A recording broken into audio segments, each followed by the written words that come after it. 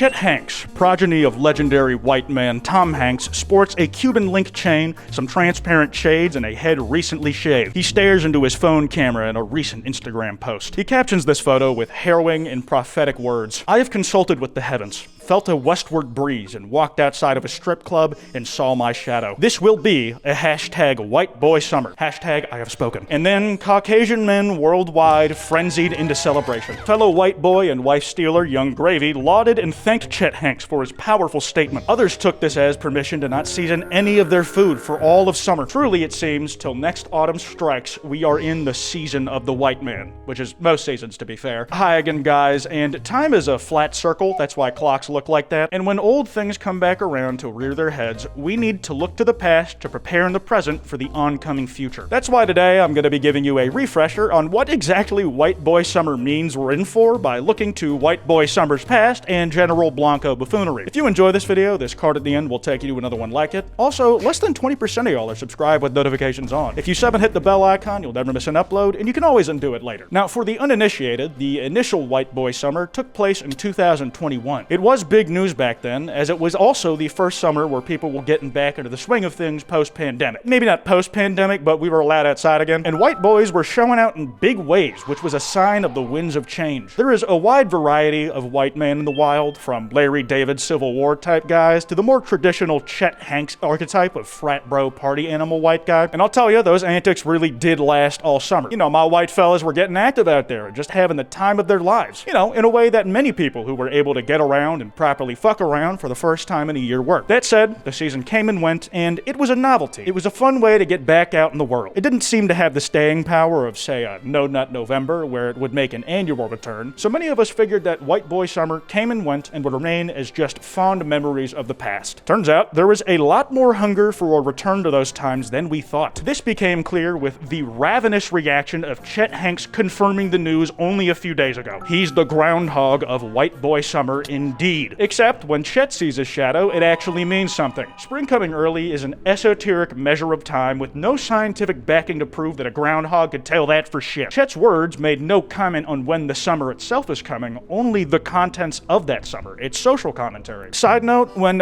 researching things for this video, there was a mix of stuff. It was mostly people just vibing out, making funny jokes, but apparently white boy summer is also a porn category. And some people were making it an actual race thing, man. Like, come on! How much further will wokeness go? Keep politics out of my white boy summer. That aside, I'm just here to goof off, man. I won't be talking about any of that stuff. Truthfully though, Chet was only the confirmation of the news. There were signs as early as last April. White boy summer is once again upon us, one Twitter account said. This was a caption set to that picture of Mark Zuckerberg with facial hair, where we all collectively agreed, why is he kinda...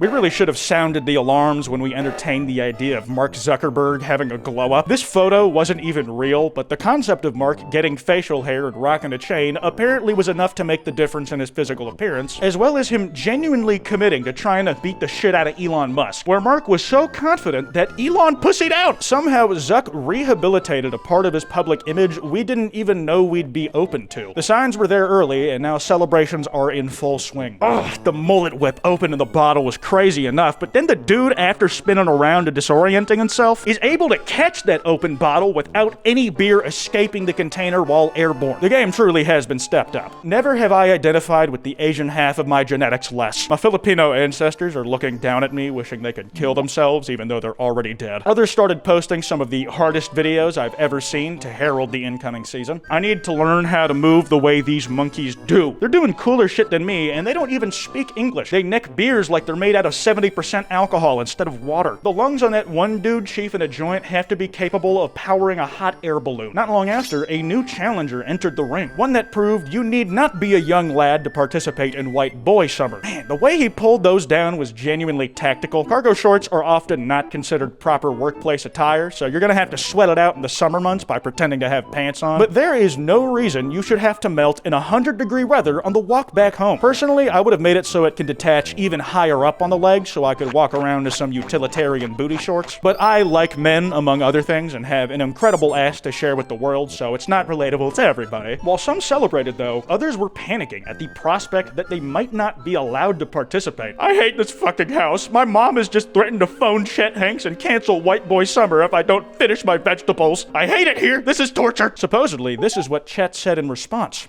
Me wake up this morning and me see the thing turn up. Internet gone mad. Respect, you don't know.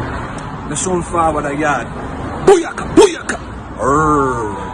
I believe that was a Drake interpolation. A mother with that kind of sway over the nature of a season was the last hope for people who wanted to avoid the pressures a White Boy Summer would apply. But the fact of the matter is, to all y'all out there, it's probably happening and there's no getting around it. You can hope for the best, but you must prepare for the worst. Men can't have shit nowadays. Only a week into summer and already lost it. White Boy Summer activated. Joke's on you, Grace. Drinking is a hobby, and a hobby I'm good at. This seems like a rather heated reaction to a paragraph of text. This man is just airing it out so we all know what type of behavior he's going to be on. We must study the root cause in order to identify what causes effects such as these. I'm sorry, but we need to stop talking. I can't try to spend my summer with someone who claims they have a job but is drinking every day in the hours from 10 a.m. to 2 p.m. Listen, I'm a YouTuber. I admit I don't know everything about the job market, but what part of drinking during those hours isn't a job? It seems like he was being perfectly honest about his occupation and his shift hours. Drinking is not a hobby like you say it is. That's what I'm saying. Drinking is the job, silly goose. The other day was enjoyable until you had to finish your 12th beer by the 9th hole and then drive me home. I'm sorry, just please don't text me anymore until you get your head on straight and stop drunk snapping me at 1 p.m. 4 days a week. Sorry. Damn. So you're telling me this dude works 4-hour shifts on a 4-day work week and rakes in the income to go golfing while getting pissed drunk? As far as I'm concerned, those hours spent drinking off the job are him putting in overtime. Grace really lost a good one by letting this man go. Just keep it pushing, dude. With all that in mind, the breed of white dude you come across this summer will vary greatly. Here we can see someone far removed from the Chet Hanks variety of Mayo Man, where a fella with his cargo shorts and Legend of Zelda Triforce t-shirt suits up for the oncoming season. Folks like this guy specifically, you have to be especially wary of. I'm looking at you next, Ethan. He not only has long hair, but it's parted perfectly on his head so that it lays on his chest in a way that would cover his nipples if he was not wearing a shirt. This is a naturally developed defense mechanism that white men have developed to avoid getting a public indecency charge. Be aware. Cover them up, slut. Also, speaking of early signs, Chet Hanks made waves not too long before this as a result of his commentary on the Kendrick Lamar versus Drake beef. You guys are probably sick of me talking about it now, but his name appearing in the news cycle not too long before he announced White Boy Summer should have tipped us off to the impending news. Tom Hanks asks his son Chet, "Big man, can you explain the Drake/Kendrick Lamar feud to me?" I love how he calls it the Kendrick Lamar-Drake feud, like it's the wiki page that uses the standard wiki layout for actual wars. I almost expected the sides to be listed as belligerents in the conflict when I first heard about the wiki page. But hey, listen, I understand this is a very long text conversation. It's gonna take some time. The way it's written thoroughly informs us about the type of person Chet is and how someone of his stature may influence the summer moving forward. Yeah, so Drake and this other dude, J. Cole, been saying they, along with Kendrick, are the big three in rap. Then Kendrick put out a song saying, "Fuck the big three, it's just Big Me," initiating the beef. Then Drake was like, "You got small feet because you're like 5'5" or whatever."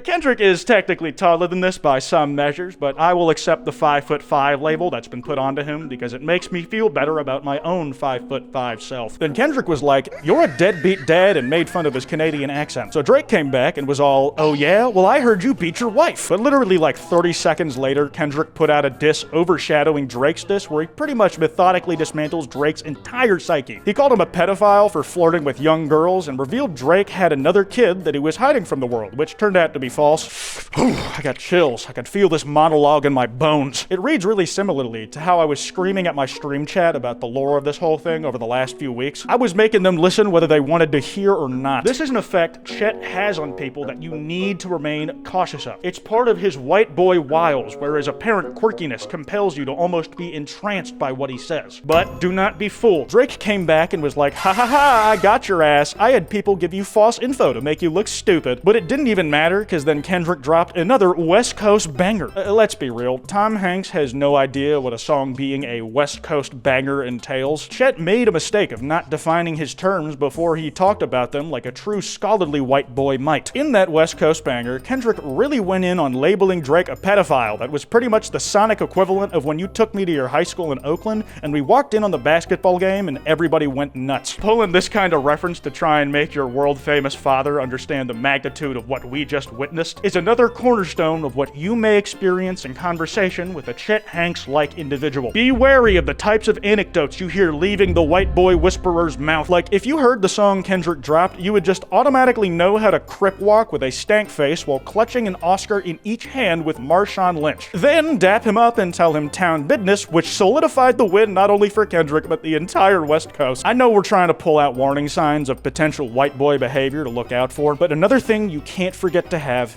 is empathy. You can tell by the way he talks about this subject that this has been a hyperfixation of Chet's that he's followed passionately. And Tom Hanks' reply solidifies to me his status as Chet's biological father. Holy cow, those are fighting words. People taking sides? Who's winning? Did you not read what I just said? Chet used the crying laughing emoji here, but to me that is simply a veneer. Remember your empathy, never lose it, because white boys can feel emotions the same way as you and me. Chet's father asked him for an explanation, and Chet put his whole white bussy into that shit, only to be met with an equivalent of, "That's crazy, man." This was a true act of love and dedication from Chet in response to a request made by someone he cares about, and he was met with essentially nothing in return. Truly heartbreaking in a way anybody watching can relate to. I'm gonna wrap this video up here. Be sure to stay safe out there and use what knowledge I've shared here wisely during this white boy summer. That card I mentioned should be on screen. Be sure to drop a like and subscribe if you enjoyed. Anyways, this has been Kwite, and I will become Michael Jackson.